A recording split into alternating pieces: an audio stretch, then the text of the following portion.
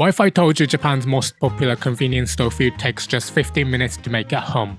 In this video, I'll show you how this simple creation became a cultural phenomenon and how to make it perfectly every time. For a printable version of this recipe, visit my website, just Google Tuna Mayo Onigiri space search to find me.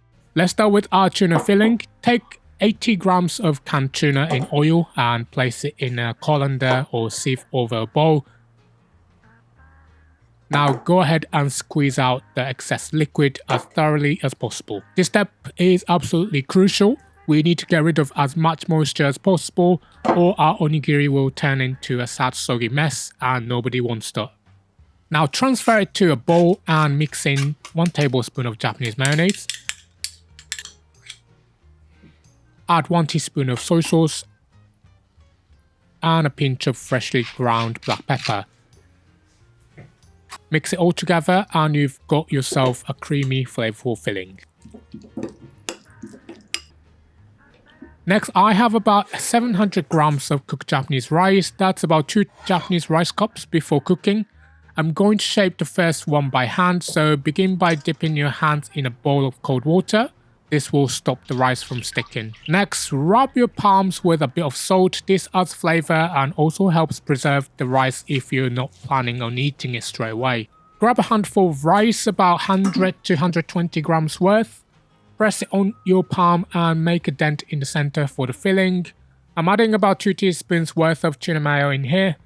Be careful not to add too much or it will become too difficult to shape.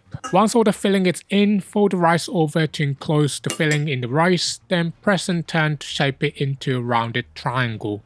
This is a classic onigiri shape, but you could make it round or circular if you prefer. Tuna Mayo Onigiri has quite the origin story. The whole thing started when a 7-Eleven developer noticed his son absolutely devouring tuna mixed with mayo and had the light bulb moment of what if we wrap that in rice. Sometimes the simplest ideas are pure genius, aren't they? For the final touch, wrap each onigiri with a strip of nori seaweed. Not only does this make them easier to hold without getting sticky fingers, but it also adds this wonderful crunch and that delicious savory sea flavor that perfectly complements our tuna filling.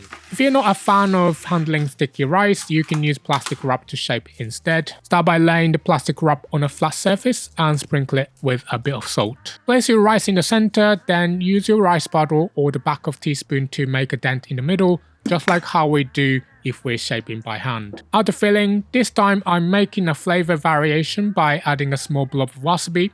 This adds some heat and goes perfectly with both the tuna and mayo.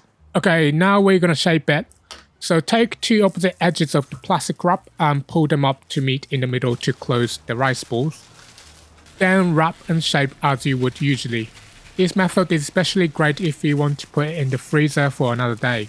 If you're eating it straight away, then you can go ahead and add the nori. However, if you're putting it away for later, it's better to leave the nori off until right before serving so it maintains its crisp texture. If you're looking for uniformity, a rice ball mold is the way to go. Fill it halfway up with rice and just like before, make a little dent in the center to hold the filling. This time I'm adding a sprinkle of chili powder before adding the rest of the rice. If you're feeling adventurous, you could add a pinch of shichimi togarashi chili sauce or even a touch of curry powder for something different. And for an extra umami bomb, try adding a tiny pinch of dashi granules. It's your onigiri, make it your way. Sprinkle it with a bit of salt, push the lid on to compress the rice, then pop it out of the mold and that's it. Perfectly shaped every time. Wrap it with nori and there you have it. Beautiful tuna mayo onigiri. They're best enjoyed fresh when the nori is still crisp and the rice is at the perfect temperature. Want even more delicious recipes? Grab my free cookbook from the link in the description. Okay, let's go over the ingredients one more time. And if you're ready to cook, grab the written instructions by clicking the full recipe box with a picture that's about to pop up on your screen.